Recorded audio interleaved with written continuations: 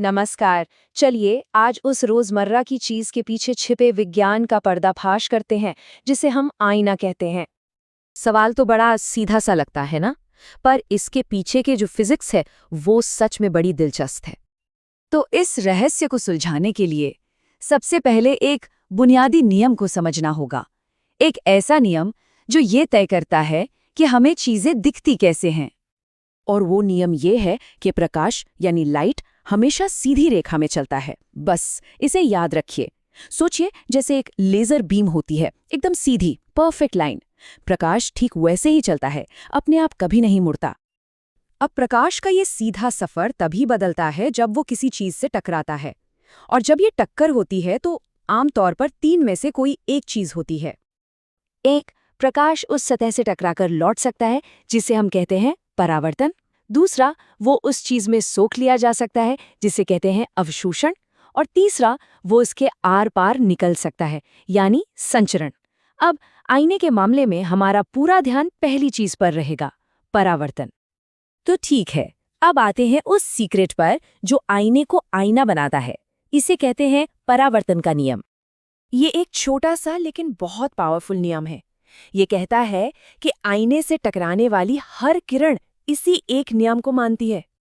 चलिए इसका मतलब समझते हैं। जो किरण आईने की तरफ आ रही है उसे हम कहते हैं आपतित किरण या इंसिडेंट रे, और जो टकराकर वापस जाती है वो है परावर्तित किरण या रिफ्लेक्टेड रे। लेकिन सवाल ये है कि इन कोणों को नापते कहाँ से हैं?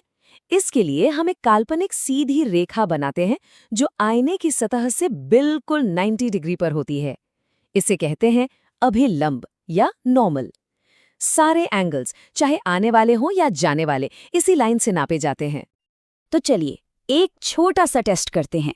अगर कोई लाइट रे नॉर्मल से 60 डिग्री का एंगल बनाते हुए आईने से टकराती है तो वो वापस किस एंगल पर जाएगी? बिल्कुल, वो भी 60 डिग्री पर ही वापस जाएगी। आपतन कोण परावर्तन कोण के बराबर होता है। बस यही सिंपल सा नियम है, I=R, और यही सब कुछ एक्सप्लेन करता है। ओके, तो ये नियम तो आसान है, लेकिन इस आसान से नियम से आईने के पीछे एक पूरी इमेज कैसे बन जाती है? चलिए इस पजल को जोड़ते हैं। देखिए, हमें बस किसी भी ऑब्जेक्ट के एक पॉइंट से दो लाइट रेज को ट्रेस करना है। पहली किरण आई, आईने पर आई और नियम के हिसाब से बाउंस हो गई। फिर हम उसी पॉइंट से एक दूसरी किरण लेते हैं जो आईने पर किसी और जगह टकराती है और वो भी उसी नियम से बाउंस हो जाती है। अब हमारी आंखें इन दोनों फैलती हुई किरणों को देखती हैं, और हमारा दिमाग क्या करता है, वो इन किरणों को पीछे की तरफ एक सीधी लाइन में बढ़ाता है, और जहां ये लाइंस आईने के पीछे मिलती हुई लगती हैं वहीं पर हमें इमेज दिखती है। असल में वहां कुछ नहीं है, ये एक धोखा है, इसीलिए इसे आभासी प्रतिबिंब कहते हैं।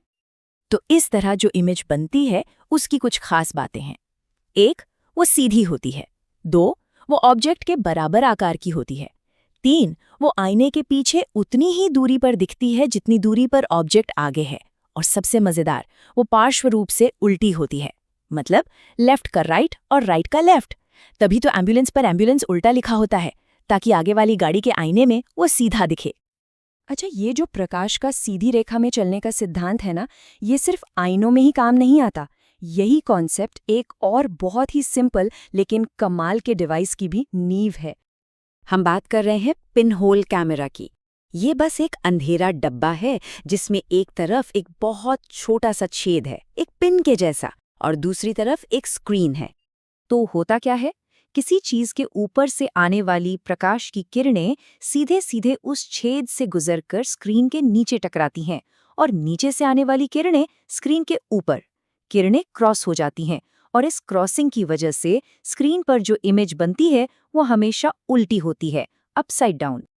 और यहाँ एक बड़ा फर्क है आईने से।